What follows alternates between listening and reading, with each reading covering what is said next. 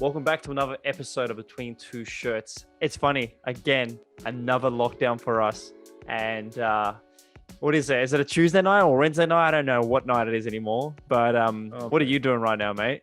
They're all starting to blend together at this point. It's I'm actually not doing a lot. I just finished work, just had a shower, and there's not much else we can do because we are stuck in this. I don't want to call it a hellhole because I do like this place, but I'm kind of over these lockdowns, mate. But hey, you know what? There's some exciting things going on in the world of football. So how are you? There is a lot of exciting things. Actually, funny story you told me the other day. You made a couple of what is it, cupboards or sheds thingies, and now your coat hangers don't fit. That's it. Yeah, the dilemmas of living at home, mate. It's there's a few challenges there. Now things are going well here. I just realized that I have to purchase and subscribe to Stan Sports because I want to watch the Champions League tomorrow morning or some of the playoffs. Or I'm not sure what's on tomorrow. If it's the Super Cup, I'm not sure. But I have to subscribe to another channel in Australian football. I think it's like 7 now just to watch football. Oh, it's an absolute joke. Like I'm still surprised that Optus just did not. Like I thought, what from them having that World Cup, mess up, if you want to call it a mess up. When they first took over running the streaming service for football, and then SBS had that whole like takeover again to return. I thought after they rectified that, the following Premier League season was amazing. I think it was 2017. And then from then on, it was just like snowball effect. And then for them to lose the Champions League, it's like, mate, I felt like things were slowly falling into place to have every league on Optus Sport, and now it's just gone. It's funny you say that. Like we all thought Optus was going to have it all, and I enjoyed Optus last season, and it's pretty sad now to see it move away. Like most people don't know if you're from overseas, we are getting Paramount, which is sort of like a global scale football thing to be, but they've taken over our A-League here. So that's one more subscription we have to have. Then Stan Sports now has the Champions League, and then we have to have KO to watch Serie A and a few others for beIN Sports subscribers. And then, we've got Optus to watch the Premier League. So a whole handful of things just to watch some games. It's a bit of a revolving door scenario. I think I remember even a few years back, there was Satanta Sports as well. I think we had to use that to watch the Euros wow. and some of the South American leagues too. That's a bit of a throwback for you, but yeah, I think I don't know. Like I'd be so much more content having one platform. At the end of the day, look, it's still great. It's so much more accessible than what we had a few years ago. I'd actually be really interested to know. I know you've got a lot of overseas viewers on your channel, so I'd be interested to know what it's like in other countries around the world. Yeah, because we hear about the UK. Some of the teams don't even have free to air football, so a lot of the people have to subscribe to the club's channel. Like Chelsea TV and stuff. But again, I think I heard or read this morning on Twitter that now Serie A is being shown on free to air TV for some channels, and a lot of the British friends of mine aren't happy with the certain channel that it's fallen on. So again, I don't think we're ever going to have that sort of freedom of watching everything on one channel, but it is what it is, and I think football's accessible easy now because we've got some games live on YouTube these days as well. Yeah, well, that's true. That's a good point. I guess this is the thing, right? We're so used to getting things instantly. The age of technology, we don't have to wait around, very often. So I guess that's a luxury that we're sort of we're lucky to have. Because I'm sure back in the day, when things were shown on TV, I guarantee that not every single game was televised. I remember hearing or remember reading about like spectators or fans in the UK having to wait for like a specific channel to give like a score update on that day's game if their team wasn't televised. So it's a little bit different for us, I guess, now. Well, I think one more question before we move on to the next subject. If you were to watch a game live stream or just some sort of stream that you got, would you be that type of football connoisseur that has to watch HD quality football screen, or would you watch a game just for the purpose of seeing the gameplay and stuff, no matter how good the quality of the stream was? Oh, look, football's football at the end of the day. Like, if I had the choice of watching shit quality football, like as in shit quality TV, Yeah. versus not at all, I'd definitely choose to watch it. Yeah.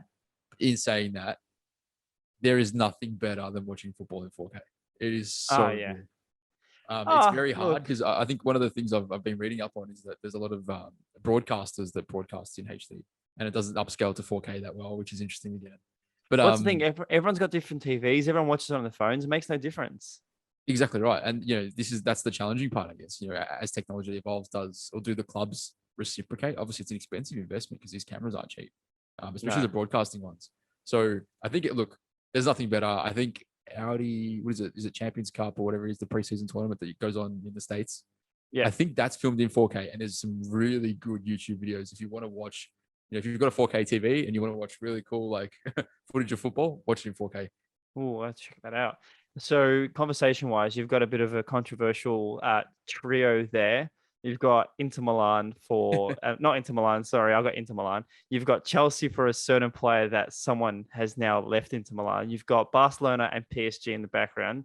The topic of everyone's mind at the moment is, of course, Lukaku leaving Inter Milan, but also, how can we forget? But like Lionel Messi is now moving to PSG. Yeah, so obviously last year there was a rumor of Messi leaving. Rumor, I guess he confirmed it to be true in his press conference the other day. And now I guess things change, and he obviously wanted to stay, and now it's a bit of a whirlpool of emotions for him and for the club fans and the club, I guess itself. I've got a bit of an underlying hunch that it was, the club made some big mistakes, but I think the way that they ended it was a way for the club to not look too bad. I guess for both parties, maybe both parties not to look too bad. Because even if Messi did want to leave, um, he's been there for 21 years. Like, that's a long time. He was a kid. He was a boy when he got there. Yeah. Like, he was still playing football because he thought it was fun.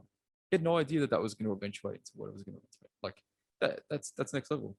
The level of football like status he achieved was his own. It wasn't the club's. You get me? Like, Yeah, I just correct. feel sometimes, like, I know we always talk about the players never as big as the club, and the club's always bigger. But in this sense, like, Messi's Messi. Yeah. And I guess, this is the question now everyone wants to know is, where is he going? And I guess we're a bit fortunate to have people like, Fabrizio Romano and, other journalists like him that have that information on hand most of the time.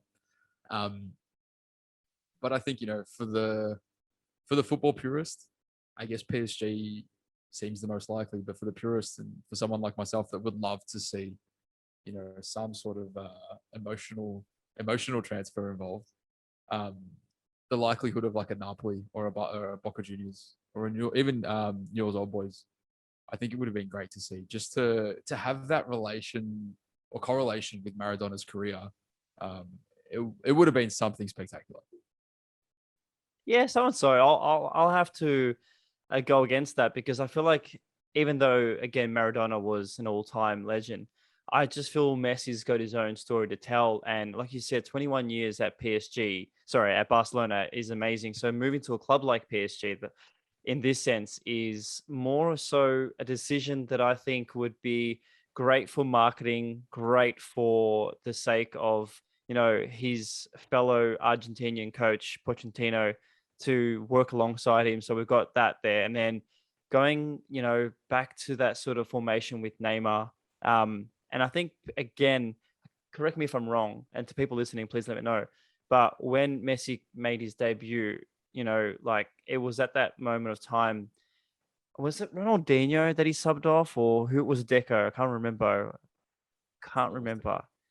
But I think, like, for me, I always saw that relationship of the club, like, when PSG, had Ronaldinho and then he went to Barcelona. I sort of had this feeling that it would happen in that sort of romantic sense of going from the high levels of Barca.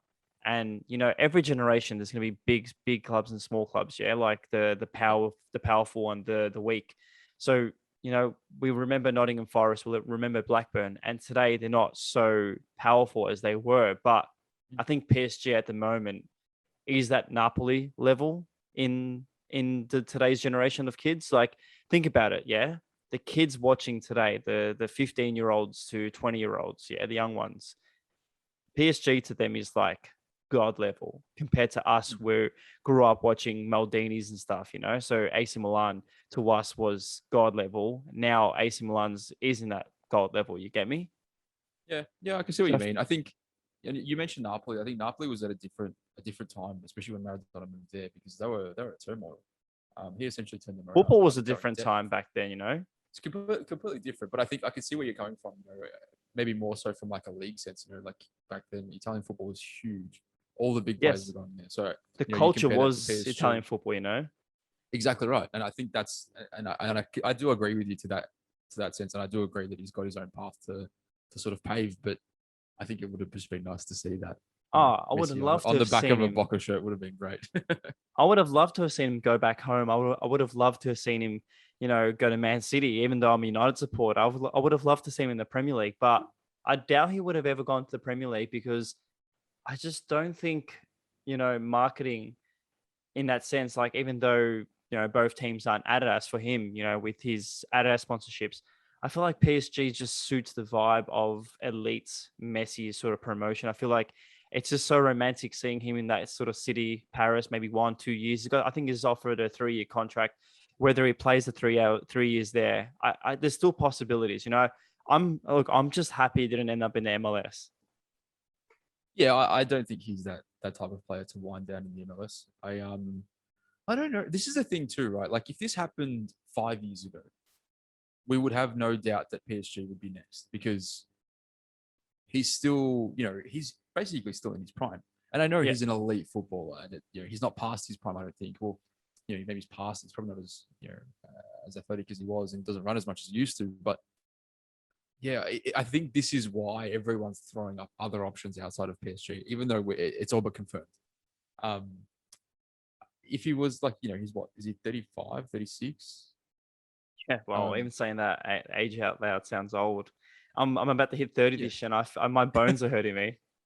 Yeah, exactly right. Imagine getting the absolute crap kicked out of you week in, week out. I'm sure you'd be pretty sore. And that's the thing. Like people think Liga 1 is a farmers league, yeah, but like even the Spanish league, La Liga, there's teams that he plays against that, you know, half the kids watching today don't even know, yeah.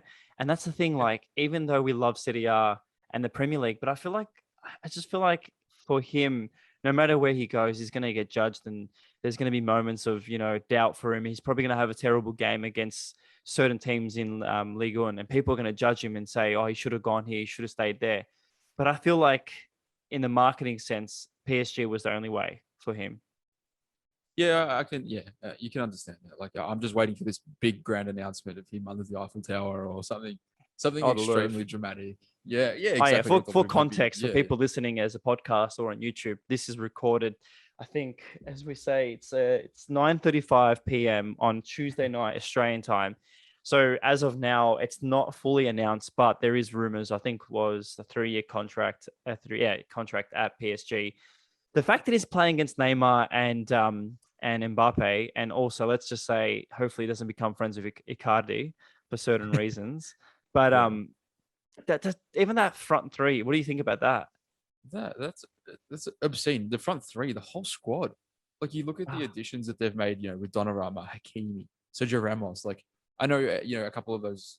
The first Wijnaldum, under Herrera, Wijnaldum. Verratti. Oh my god! Like it's obscene. It's actually nuts. Like how. But this is what kind of baffles me, right? Like you can see, they've obviously got such a good financial foothold, you know, in the footballing world and as a business as well, because Barcelona probably don't have that kind of high profile athlete, and they're probably not paying as highly, and they're having all these financial troubles. So it's very interesting, especially when you consider the amount of success Barcelona's had in the last 20 years versus PSG. Okay, yes, I understand PSG's won heaps of league titles and cups, but no European success. No, I don't remember. Well, if they had no European success, they're not going to have had a World Club Cup. So, Barcelona's been 10 times more successful than PSG has been. So, it's very interesting to compare. Yeah, we also got to remember that PSG only came to about in the 70s. So it's still a young club. And then, of course, the big money that's sort of come into play. I think, again, like this is something that you just said that's come to my mind. Yeah. So where PSG is now with their squad, the amount of athletes, you know, let's forget about age. But like when we look at the current Real Madrid and Barcelona squads, there's no star power. Like I don't think either of those teams excite me now. There's that no flair, you know. When we used to watch the Clasico, it was Ronaldo, Messi, you know, and even when they were injured, there were certain players like, don't get me wrong, Benzema, Bale, and or Pedri and all the other players in both squads. There's no disrespect to them, but I just feel like Yeah. the level that we used to have at those two clubs, like the Galacticos and that sort of, Pep era, now it's sort of moved away, and now it's almost like watching PSG, and it's just like, oh my god, this is that level of squad that we used to have at those two Yeah, teams. it's amazing that I know. Like, even I can't even say that Real dropped off the radar for it because they really didn't. They went back to back Champions League. It was just such a, I don't know. It was an incredible 20-year period. I think like the last time I remember Barcelona being average would have been probably early 2000s. I think it was pre-Ronaldinho. And by average, I'm saying like, I think it was like a sixth place finish. That's No, like a lack. there's actually a whole doco about that too. Yeah, I remember. I think I was listening to the Giant podcast and they were talking about Ronaldinho's debut. That's the one. Yeah. And I think that, and they talk about how Barcelona had, they signed, I'm sure it was Kluivert. They signed Kluivert trying to get success and it didn't work. And, then they bring Ronaldinho into the squad and then that sort of like transcends this whole era of success at Barcelona. Yeah. So shout out to Mundial Mag's, what do you call it? What was the podcast you just said? The Giant Media. Yeah. So great little podcast. Good shout, Paul. Yeah, amazing. Really good. Yeah, so I think that's definitely something that it's going to be. Maybe that's why that we've got so many opinions about these things and why we seem shocked when these moves happen because we're just so comfortable and so used to Barcelona being a powerhouse, Real Madrid being Galacticos, and it's not sustainable, especially now with all these financial fair play rules, and that gives them limitations. So if they're not run well as a business, that makes it really challenging. So just quickly before we wrap up the whole PSG move for Messi, any predictions for him? Any thoughts about the season for him? Because I personally think PSG, they've already started the season without him. Whatever the announcement is, whatever level they go and how extreme they go, don't forget, like people are still talking about the Eiffel Tower being booked for the 10th, which is today. So hopefully they're going to announce something this morning or this afternoon. So hopefully we will see something come about. So anything that we say now, please don't judge us until this goes live. But I think he's going to have a successful season. I think they're going to take the league off Lille. I purely do hope that he has a great, personal season. I hope he just enjoys his football. We get to see some creativity for him and just having fun. What do you think? Yeah, I agree. Look, I wish nothing but the best for him because he's such a good footballer to watch. He makes the game look easy, and it's just, I don't know, everything he does looks beautiful to me. But I think it's theirs to lose.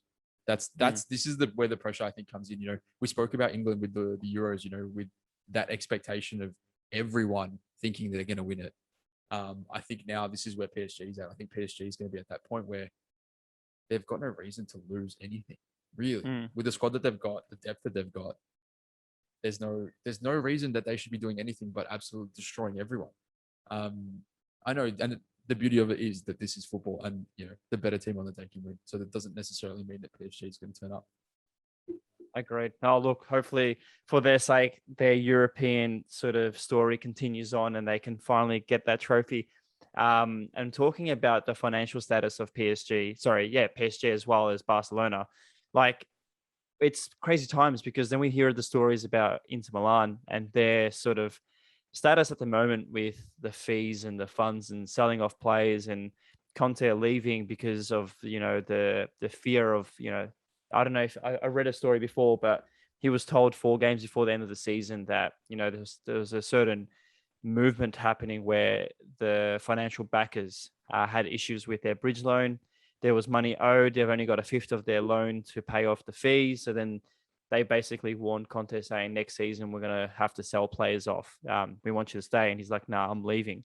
He left, got a new coach in. And yeah, we're seeing players like Lukaku go to Chelsea, which breaks my heart. We're seeing rumors of players like Barella leaving. There's rumors of Martinez going to Spurs. Hopefully it doesn't go ahead. But what are your thoughts on the whole football financial status at the moment? Yeah, well, like what a shakeup, especially at Inter. I think after the Euros, the talk of the town was the fact that Italian football is back. And, I guess that sort of maybe blindsided everyone from the fact that Inter was facing some turmoil. Not some, I don't know whether, lot.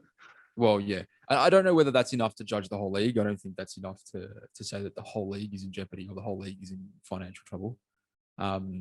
I still think there's some growing room for Italian football as a whole, like, from a global scale, right? Like, for them to reach the heights that they were once at, like, Yeah. the Milan glory days, basically, is what I'm referring to. I think, yeah, look, they're definitely going to have some problems if they do let go of Martinez, Lukaku, Barella. That's essentially like a big chunk of their core for most of last season, and probably most of the reason why they were so successful. You look, Barella had an absolutely amazing season last year. So to lose all of them, especially Barella, someone that's so young and probably worth a lot in terms of value, maybe going forward, and um, value financially. So I think Lukaku is one thing, but losing Martinez and Barella, I think is going to be massive. In saying that, I'm extremely excited to have Lukaku at Chelsea, so I really hope that comes through. That's a massive signing. Like, he didn't really have a successful time at United, but coming back to a club like Chelsea and Stamford Bridge, like, he'll feel comfortable, familiar. There's no that sort of getting used to the surroundings like most players do when they move to a new club. I feel like he'll just get off the back foot and just immensely take the Premier League back into his hold. And I think Lukaku is a great player. And unfortunately, Inter Milan have really dug themselves into a big hole. We'll look at the issues that Barcelona are having with this whole Messi situation. It's funny, that pun, but Messi, really messy situation for for Barcelona. But I just always question, like, for example, the whole situation at Inter Milan is that classic terminology of, when you got a full glass of water and you keep pouring into it, and then realize, it's just overflowing. And I think that's the biggest problem with Inter Milan, is they just kept spending and then didn't realize that to run a business, you need to have, pros and cons. You need to, like, buy and sell. Their biggest problem for me last season was they kept signing all these aged players. And I was like, there's got to be something, there's something in this. There's got to be like a devil in the detail. And then when the liquidation rumors came about, I was like, I see why they're That's signing no these. surprise. Yeah, and now there's rumors of them signing Zeko. It's like, why are we getting like a 30-plus-year-old to take over such and such? Apparently, we can't get Zapata from Atlanta. So, like, what do you think? Is there a big issue in investors? And do you think Yeah, people definitely. like Abramovich is probably the smartest people in football, where, even though Chelsea's buying Lukaku at this cost and all the other players that you've signed the past couple of years, like with Ziyech and all that, do you Yeah. think ownerships and money in football has gone too far? Or I think there's always a method to the madness. I think Inter's theory, because I feel like this may have started even earlier than last season. I think it might have even gone back to maybe 3 years. You look at when they signed Ashley Young, Arturo Vidal. Like, I think these yeah, guys were, they weren't young, they weren't old, but I think they were sort of on the tail end of their careers. And I think that to me says they want success now. And I think they were hopeful that the success that they got was going to be able to get them out of that financial trouble. yeah, exactly. And that's the sort of approach I think they went with. I don't think they got the success early enough, and I reckon maybe that's why they're in the position that they're in. So I know obviously last year, to win the league is an amazing achievement, and I don't know, the full ins and outs of the financials that come out of that, like, as a result of winning the league, but I would have thought that they'd be much better placed than what they seem to be at the moment. I was just again reading the article from the Athletic, and they were saying basically, like, I think the sale of Hakimi and Lukaku only give them $30 million to use towards that bill that they've got to pay. And it's just like, even though if they sell the whole squad, they're still going to have fees and expenses after that, because they got to pay wages and they got to pay other bills. So it's just crazy how hard it is to even, like, see these teams like Inter Milan just put themselves in this position. And of course, we talk Yes. about the attractiveness of Serie A. Like, I was really excited. I saw Inter Milan do things, and now looking at clubs like Juventus and even AC Milan coming back to their um the glory that they used to be. Yeah. It's just sad to see Inter Milan go through that. It is. It is. And look, I don't know. I've got a big soft spot for clubs that haven't been successful recently. Being successful, I kind of like backing the underdog. And I think a lot of people do. I think there's just something to it that's nice. And that's kind of why it's good to see Milan back in the Champions League. I really hope they do well. But not to have like any tall poppy syndrome or anything like that. But I think you still want the best teams in the best competitions playing the best football. You don't want them being trash. Like at the end of the day, I remember watching an El Clasico. I want to say like maybe 4 years back. I know it was still like Modric, Tony Cruz kind of era. The game was unbelievable. The football was ridiculous. And it was like two teams, kicking the absolute shit out of each other, but playing the best football that I've seen. For me, that's the epitome, right? You want the best players playing the best possible football. Yeah, It's actually, exciting, especially as a neutral. look, I think that's the hardest part about all this. Now we're talking about some of these teams. It's funny. I just thought about it. Did Inter Milan even have an interest in the Super League? Like, was Yeah, I'm pretty sure they did. I think it so was. that was probably themselves backing themselves to go into that league and getting that, because there was a lot of money being given to these clubs to be a part of it. So I feel like maybe Inter Milan's investors definitely backed themselves to get the money from that. It's Yeah, crazy to think that some I clubs don't. have these I actually plans don't. under the table. Or the screen just turns off as usual. Everyone listening to this as a podcast in the car as you're driving, I'm hoping you have a wonderful day. As we await Paul's return, I spoke over that because I didn't want to cut it out in post. But basically, anyone listening in the car, Paul's camera only has a 20-minute timeline, and fun times ahead. It's the perks of using a camera that's almost 10 years old. So just finishing off that thing. Yeah, Inter Milan, what do you think this season? Do you think money's going to take over their problems, is the team still going to do something? Mate, I think they're well. If okay, those transfers aren't yet confirmed. I know they've been leaked and by pretty credible sources, but I think if they go through, I think they're finished. Um, they're gonna have a big rebuild this year at best, and yeah, I don't see them finishing even in a European place. No, I definitely are. I'm definitely going to say they're going to have a terrible time. Look, let's move on to the next subject. There's a few things that we've got. I think the next one was, purely just talking about the Pez change, I think. Yeah, wow, what Just a having a what a shake up. bit of a drink. Yeah, I had a dry mouth. That's okay. I'll run with the intro for this then. What a shake up to the gaming world, especially for football fans. I think it's look, they obviously have realized, seen that there's a big frustration, I think, with FIFA, I guess. Um, EA Sports FIFA, I'm talking about, obviously. Um, Yep. and the fact that people are getting a bit sick of the same old, a little bit frustrated with some glitchiness in the game and a few other flaws. Um, in saying that, there's still, I think, a market for it, obviously, for them to be doing this, and they're not falling by the wayside and letting and adapting to change. They're trying to be the forefront, or the front runners to adapting to online gaming and being that the first one in the door. 100%. Again, like buy the FIFA every year. I'm definitely that person that funds these games for no reason. I buy a brand new. I don't play it, and like as a young one, I used to love playing Ultimate Team. I used to love playing Manager Mode. But lately I just haven't touched it. Yeah, And it's hard. yeah, and like now looking at what Pez is doing and changing the name to eFootball, to me, it doesn't attract anything. Like, I'm not going to play an online platform unless it's Warzone. I don't think me joining onto a football platform. Like, I do love what I think FIFA's trying to do now and changing things around with career mode, but it's nothing new. Every year, it's the same old game. And look, they've got a massive target to reach, though. All these kids are going to buy the games and play them every night. So I think once you hit 25 years old, FIFA is almost like that pastime game unless you're really into it. Would you agree, or do you think it attracts everyone? Yeah, look, I don't know. It's definitely got an appeal. And I definitely noticed that I've been playing it less in the last probably 2 years or so. So definitely once I've passed 25. Um, I don't know. It's so hard. I don't know if it's just because I'm getting older and I'm enjoying watching football more than I was when I was a kid. I wanted to be a bit more involved. Yeah, But I still think they probably still have a big market share. There's so many legalities that make that game better than Pro Evolution or whatever, esports or whatever it's going to be.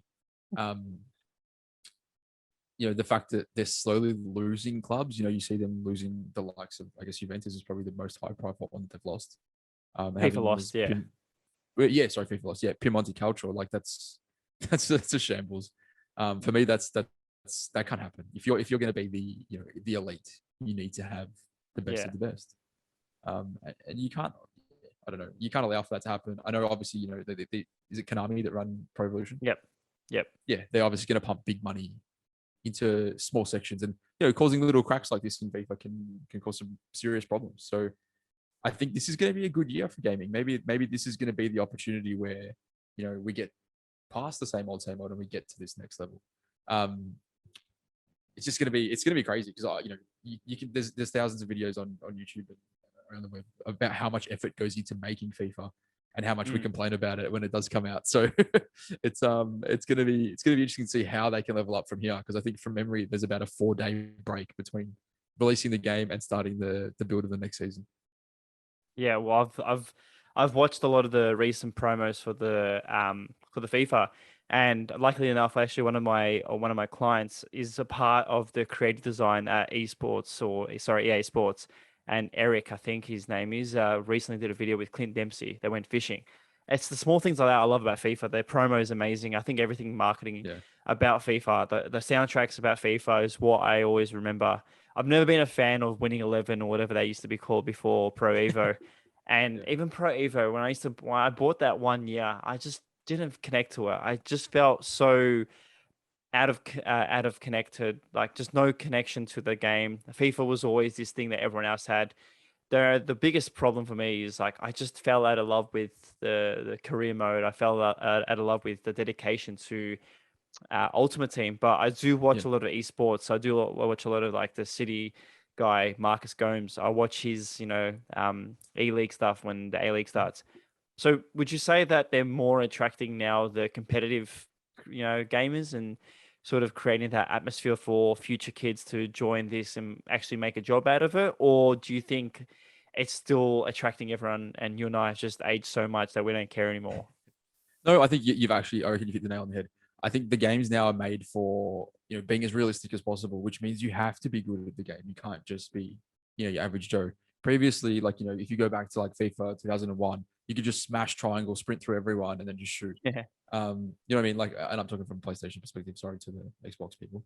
But I think the simplicity of those games was what made it beautiful. Like it's the fact that you don't need to be overly skillful. The game was kind of built in a way that you can make great things happen quite easily. And I think the more and more these games develop, the less and less likely these like amazing things happen, which makes them more special, right? Because it's more realistic too, because it's just like real life. Like these special wonder goals only happen every so often. Yeah. But then there's all this thing about scripting coming into it, and there's a few other things. There's one Yeah. thing I wish that they had. Don't ever mention And scripting again. That thing oh burns yeah, me I know that alive. it's a rage. I know But it's tell me, absolutely what did you wish? So when I was a kid, we had this like a knockoff of, I don't know if it was FIFA and PES or if it was before them.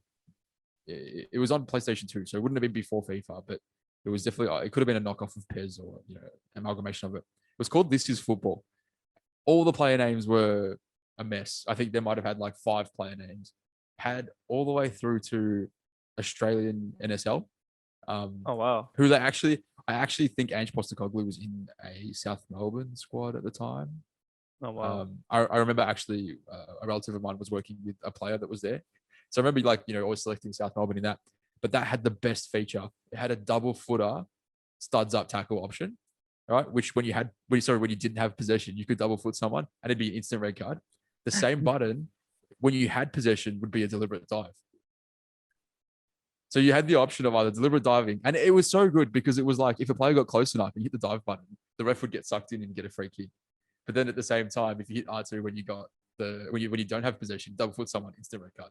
Oh wow. I think that this So, does. I do remember this. I do remember this. yeah, we'll have to send a photo for the ones that watch on YouTube because it's a Look, pretty iconic like cover. Peasant FIFA had their own sort of what do you call it when you create mods, when people put mods on. So I think I'm gonna miss a lot of the Pez mods. But look, I think whatever game attracts you, it is what it is. And I think the name of Pez is always going to be forever remembered, and FIFA is another iconic name for that game. But all right, we're getting to the end of the episode. There's a lot of things happening in football. We are definitely recording another episode for everyone listening to this. We've got a prediction episode coming out later in the week. But for this one, Paul, either finish off the episode with one of your kits that you recently have acquired in your collection, or tell us a random fact or story you've heard in football.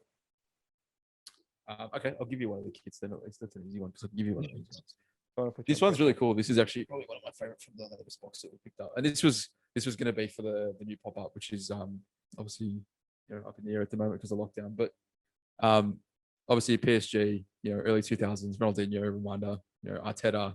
I think Pochettino was even there at that time. My favorite thing about this is it's actually the player spec, so it's the dual layered version. Which shit! To see this, but it's probably not a really good. Oh, nice. Yeah, so which is really cool, like long sleeve player spec. It's a kit that I've wanted for a long time, that's for sure. So it's good sponsorship. It's a goodie. Yeah, I like that one. Yeah, I love the Thompson sponsor. Yeah, I think it's cool. I've never been. I was never a player spec kind of guy. I was always sort of just falling in love with the kits for the sake of the kit. Big difference, yeah. Huge. And it's funny until I guess I wasn't really exposed to it that frequently, and the more I am now, the more you're able to compare and understand why they're obviously double, triple the price. Yeah, man. So no, it is amazing. Oh, look, that's the biggest problem with me with all the new kits now. I'm buying all the heat ready, and I'm buying all the dry fit advanced versions now. It's just gonna cost a lot, but it is what it is. The kit that I want to show to everyone, I've done an episode. It's coming out soon. Basically, new additions to my collection. This one here is a random eBay find. It's a Serbian team called FC Proleta. It's a random one. You know me, Paul. I love random kits. Very It's still got the number on the back. Now, The funny thing is, it's saying it's match worn. So if it is match worn, I'm excited. But it's the early 90s or late 90s Proleta kit. So again, I have no idea why I have it in my collection, but it's long sleeves, and that's all I care.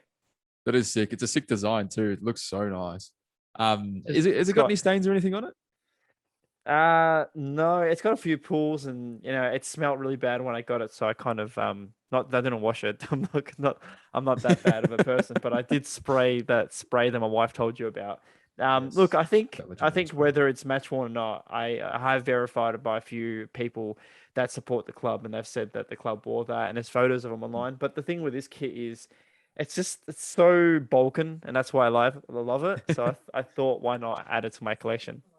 I'm a big fan. I'm a big fan of the Balkan kits. I think like Dinamo. I was looking at some Dinamo Kiev. Don't oh my god! Don't even tell me about that kit. You broke my heart. Oh mate, that was different. That was the Zvezda, the Red Zvezda. That Kappa kit was beautiful. How dare you not send that to me? To everyone listening, he sent me a text message and he's like, "Hey, someone wants this kit." I'm like, "What do you mean someone wants this kit? You mean I want this kit?" I do what I can. Sorry, guys. I get a lot of message requests, so I always get a bit overwhelmed. So I'm glad that these are popping up, though. That's for sure. It's good to see these kids float around Australia. 100%. To everyone listening, please check out PFC on all socials. Please check out all my socials online. Everything is in the description below. As always, Paul, I know you don't have a sign off, but is there anything that you want to say before we go? No, not yet. I need to think of one still. Perfect. As always, guys, please stay safe, stay away from stupid people, and we'll see you in the next episode. Thank you and goodbye. Bye, guys. Thank you.